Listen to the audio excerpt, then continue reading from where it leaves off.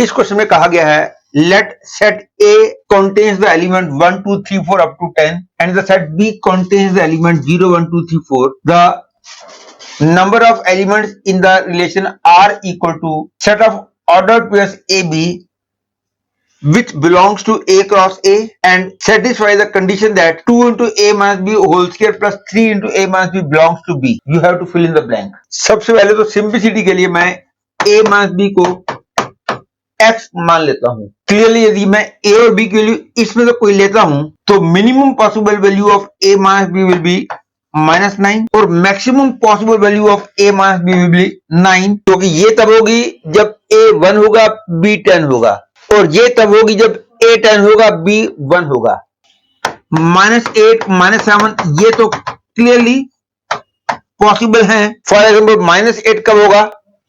a2 b10 हो जाए या a1 b9 हो जाए। That is, I can say these are the possible values of x when a and b belong to this set. And after supposing this as x, this expression can be written as 2x square plus 3x, and this is clearly equal to x into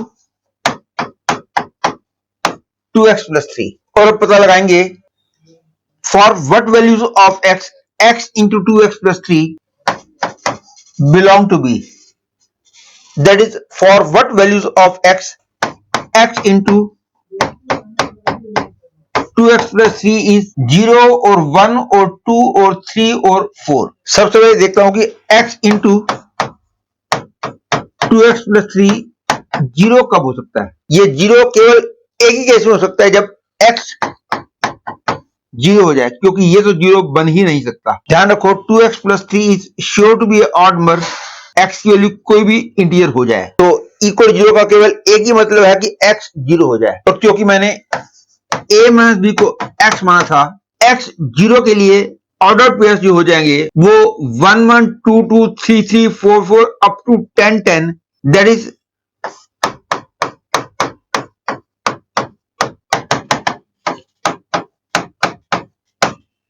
ये सारे order pairs set R में आ जाएंगे, क्योंकि इन सारे order pairs के लिए पूरे की वैल्यू 0 आ जाएगी और 0 B को बिलोंग करता है। अब पता लगाते हैं कि x इंटू 2x प्लस 3 की वैल्यू 1 कब होगी।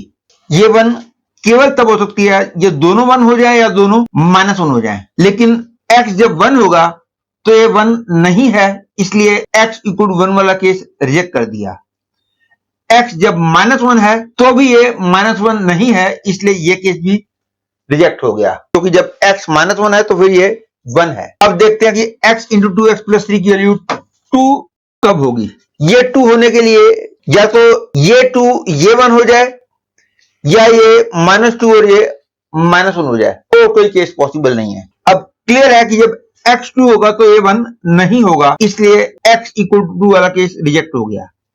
लेकिन जब x -2 लेते हैं तो ये -1 बन जाता है, इसलिए x इक्वल टू -2 पॉसिबल है। और क्लियर है x की वैल्यू -2 पॉसिबल हो जाएगी for the order pairs 1 3 2 4 3 5 up to 8 10, that is इस केस में 8 ऑर्डर पेयर्स और मिल गए मेरे को। अब देखेंगे कि x इंटू 2x प्लस 3 की वैल्यू 3 कब हो सकती है।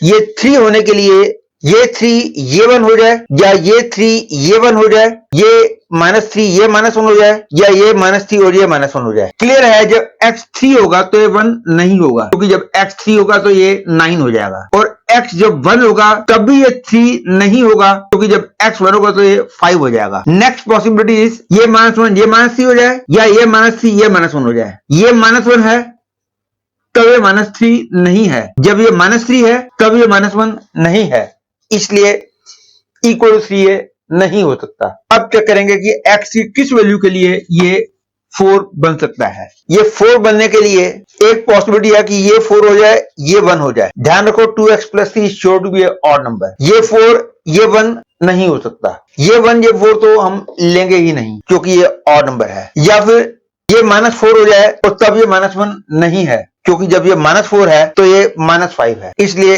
इसकी वैल्यू 4 भी नहीं हो सकती। Hence I have got the conclusion that केवल ये 10 और ये 8 केवल ये 18 ऑर्डर्ड पेयर्स रिलेशन R में होंगे। Therefore the answer to this question is 18.